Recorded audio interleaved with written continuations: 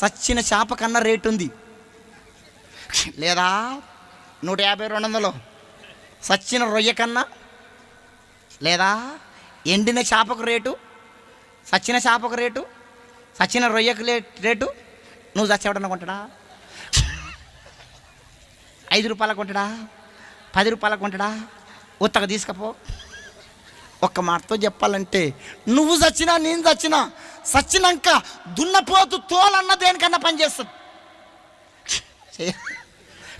చేయదా?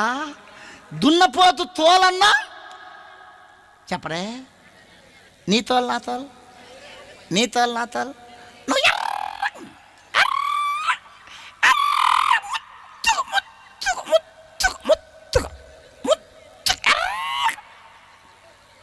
కొంచెమంది కొంచెం ఎర్రగా ఉంటే కొంచెం అందంగా ఉంటే ఆగారు, కట్లపాలాగా తిరుగుతూ ఉంటారు అర్థం కాడ.